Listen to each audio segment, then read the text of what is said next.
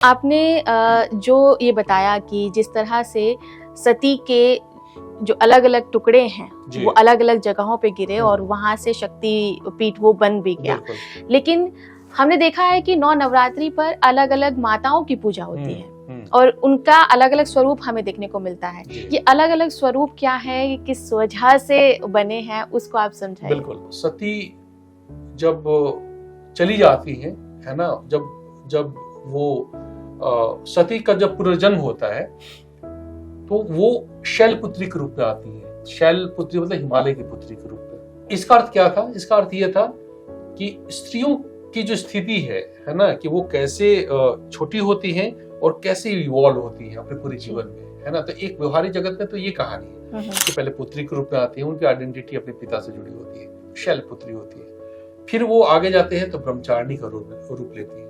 तो ब्रह्मचारिणी का रूप क्या है? ब्रह्मचारिणी का रूप है कि जब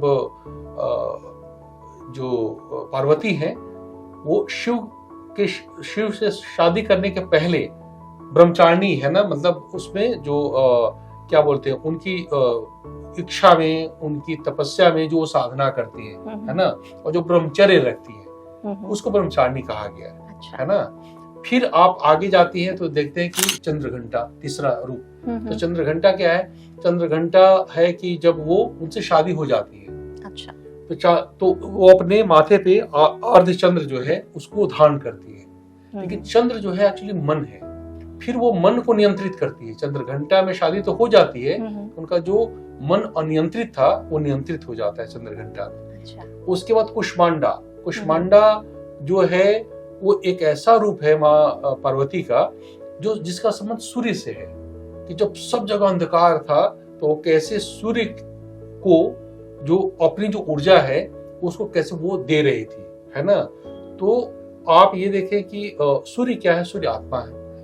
तो एक चंद्र मन है और सूर्य जो आत्मा है। तो जैसे आप मन को एकाग्र करती हैं तो जो आत्म तत्व होता है आपके अंदर वो सुदृढ़ हो जाता है। अच्छा, है ना। और जब हम आगे जाते हैं तो कुष्मांडा के बाद आती स्कंद माता। स्कंद माता मतलब पार्वती के 2 पुत्र हैं, कार्तिकेय और गणेश। तो जो स्कंद है कार्तिकेय का नाम है स्कंद। अच्छा। हाँ, तो स्कंद माता मतलब कि वो जो शादी के बाद जब वो मन और आत्मा दोनों को वो कंट्रोल कर लेती है, तब वो उनमें रचना धर्मिता आती है, सृजनशील होती है और माता के रूप में एक बच्चे को जन्म देती है।